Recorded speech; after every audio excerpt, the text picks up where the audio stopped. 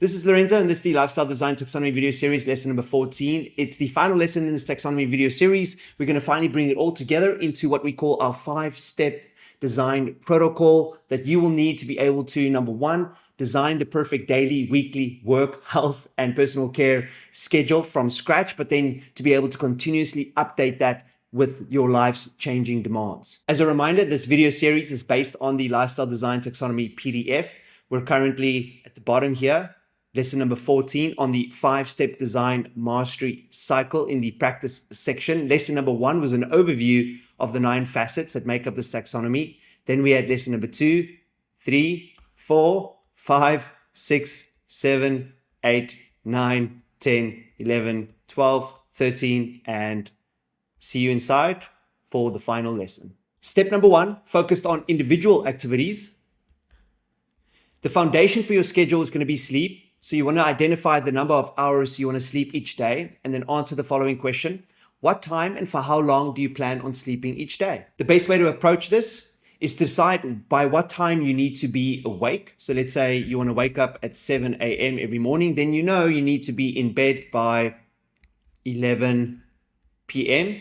the previous night. Next, step 1.2 is on personal maintenance activities. So if sleep is the foundation for individual activities, your personal responsibilities or maintenance activities is the next most important activity to plan for. In other words, how many times do you plan on taking care of your personal as well as social affairs, daily as well as weekly? The best way to approach this is to identify the unique activities in these categories, write down the number of hours you want to dedicate it to each, and then sequence them on a daily and weekly basis. Next, step 1.3, solve, which is all about work. You want to come up with a clear answer to the following question. How many times do you plan on solving meaningful personal as well as social problems on your own each day and week? Next, for our final individual-based activity, learning.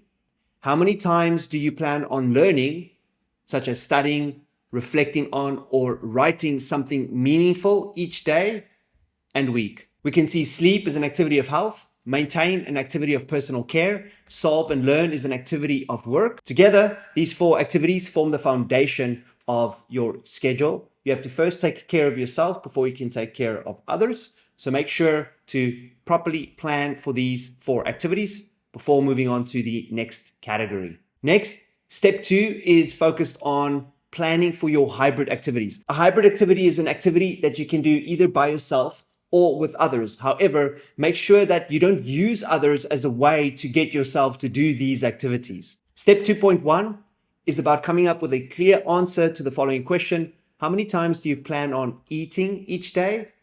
What time and for how long? Next, how many times do you plan on walking each day? What time and for how long? Let's say you want to walk an hour a day or at least 6,000 steps each day. You want to plan precisely how you will accumulate those steps. Next, how many times do you plan on engaging in mobility, stability, strength, speed, and endurance exercise or activities each day or each week? How many hours and which day of the week? Remember, you can train either by yourself or with others, but never depend on others for your training. So everyone should have their own training program that they follow. And every now and then they can either deviate from that program to join others, or they can invite others to join their program.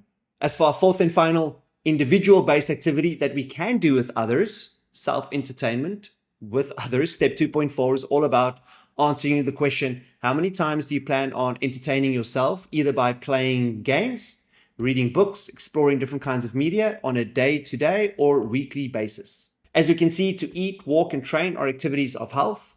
To entertain is an activity of personal care. And together, they are the foundation for your hybrid activities, activities that you can either do by yourself, but also with others. Moving on to step 3, these are social activities, activities that can only be done in a social context.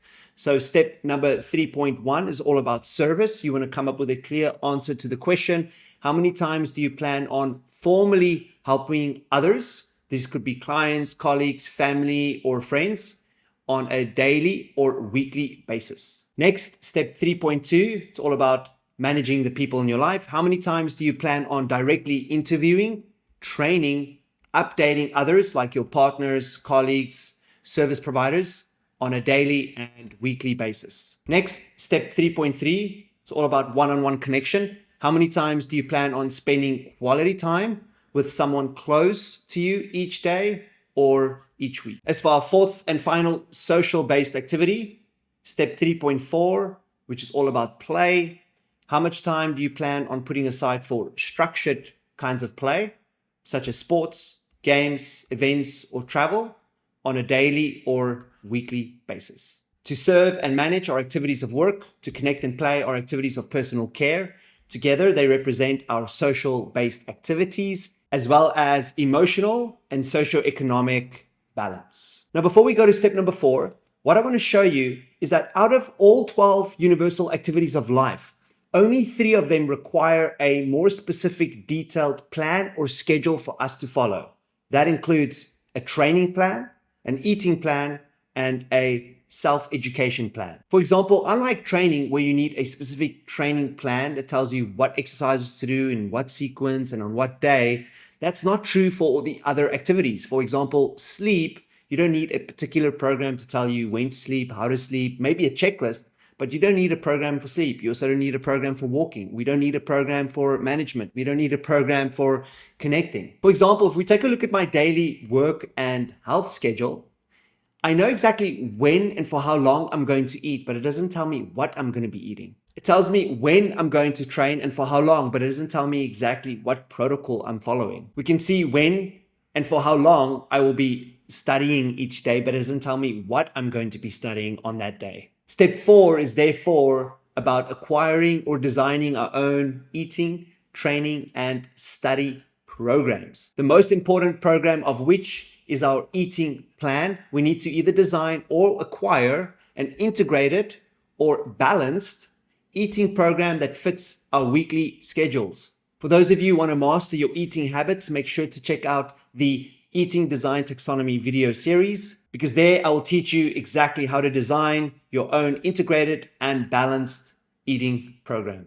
Next, you want to design or acquire an integrated and balanced training program that fits your daily and weekly schedule. For those of you who want to master the body's 5 physical skills, mobility, stability, strength, speed, and endurance across the body's 9 dimensions, make sure to check out the Training Design Taxonomy video series, because there I will teach you exactly how to design your own integrated, balanced training program. Finally, you want to design or acquire an integrated as well as balanced learning program, a self-education program that fits your daily and weekly schedule. So for those of you who want to master the foundations of a certain field and to continuously educate yourself on the latest developments in your field, then make sure to check out the Learning Design Taxonomy video series, because there I will teach you how to design your very own integrated, balanced learning program that fits your daily and weekly schedule.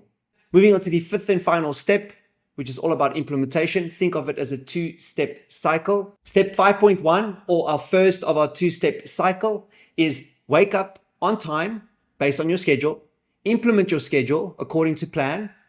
Remember, when you win the morning, you win the day. And throughout the day, take notes as you deviate from your plan, because as you deviate, you'll have 2 options. Either you need to follow your schedule more closely, or you will have to adapt your schedule to follow you more closely. And finally, step 5.2, or step 2 of your 2-step cycle, review your schedule daily or at least once a week. Adjust it accordingly, either your expectations or your actual schedule, until you've hit your groove. And finally, repeat steps 1 through 4 every time there's a major life change to keep your schedule up to date. And with that, congratulations, you have completed the Lifestyle Design Taxonomy video series. You now know all 5 steps to designing and redesigning the perfect lifestyle schedule to help you fulfill your life's potential.